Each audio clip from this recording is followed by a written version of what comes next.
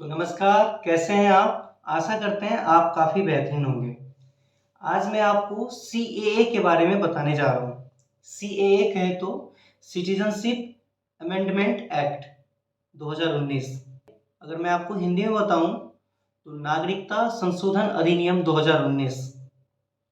इसमें 2019 क्यों ऐड है? इसमें 2019 इसलिए ऐड है क्योंकि यह कानून 2019 में लागू हुआ था।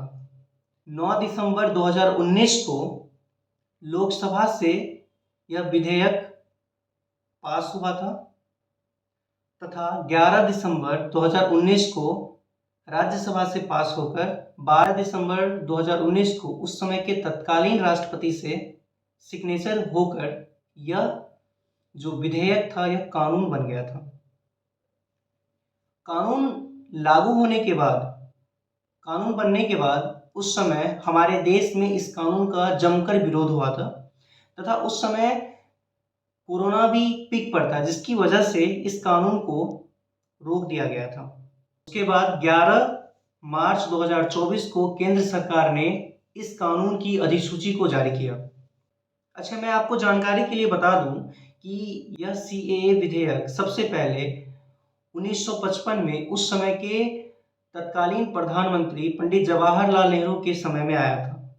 इस विधेयक को 6 बार संशोधन किया गया, जिसके बाद 11 मार्च 2024 को केंद्र सरकार ने इसकी अधिसूची जारी किया।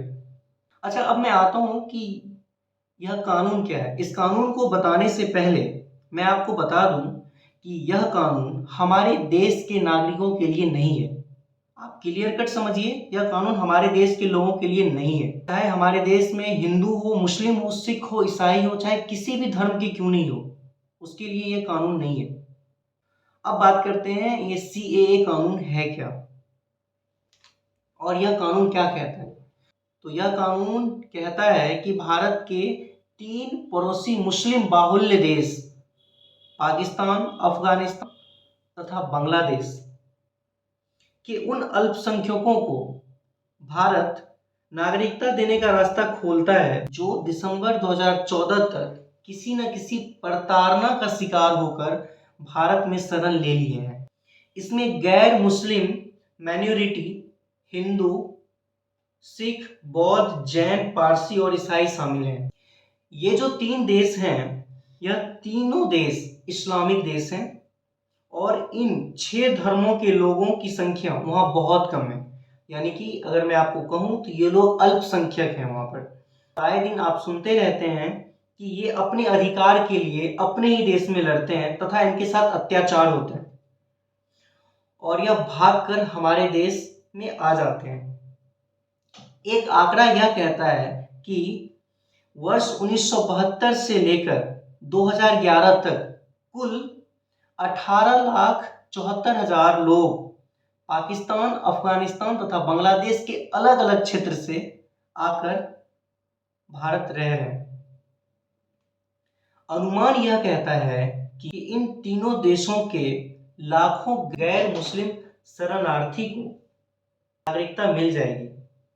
अच्छा, आपको यह दिख रहा होगा कि इन तीनों देशों से धर्म के नाम पर अत्याचार का शिकार होने पर जो लोग आते हैं उनमें शायद ही कोई मुस्लिम समुदाय के लोग होगा। अच्छा, एक सवाल और आता है कि इस कानून में मुस्लिम को क्यों नहीं रखा गया है? क्योंकि ये तीनों देश मुस्लिम बाहुल्य देश हैं।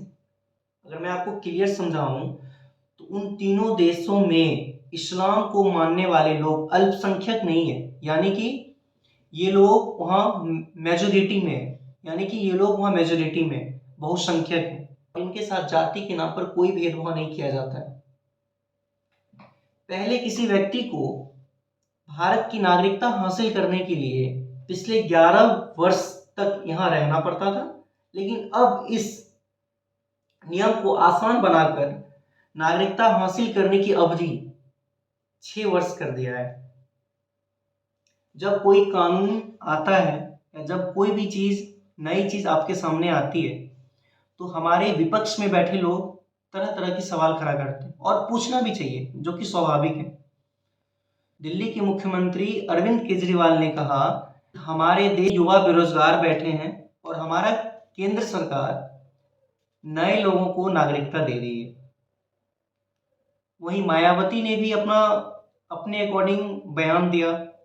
इसके अलावा मैं बात करूं लेडी डॉन, वेस्ट बंगाल की लेडी डॉन यानी कि ममता बनर्जी की, तो उन्होंने साफ शब्दों में कहा कि हमारे राज्य में यह कानून लागू नहीं होगा। सिर्फ ऐसा कहने वाले सिर्फ ममता बनर्जी ही नहीं, साउथ में भी एक दो स्टेट ऐसे हैं जिन्होंने ये बयान दिया है, जिन्होंने ये चीज कहा है। एक इंटरव्यू के दौरान अमित शाह से जब ये चीज पूछा गया तो अमित शाह ने कहा कि नागरिकता किसको देना है या किसको नहीं देना है, यह निर्णय केंद्र सरकार लेगी, ना कि राज्य सरकार। मैं आपको एक लाइन में बता देता हूं कि कोई भी विधेयक, कहे तो कोई भी लॉ, जब राष्ट्रपति का सिग्नेचर हो जाता है तो वह कानून बन जाता है। आशा करते हैं आपको वीडियो अच्छी लगी होगी। अगर आपको वीडियो अच्छी लगी हो तो मेरे वीडियो को लाइक करें, शेयर करें तथा मेरे को सब्सक्राइब करें, ताकि आपको ऐसी इंफॉर्मेटिव वीडियो आपके सामने लाऊं और आप लोग इस चीज़ों से परिचित हों।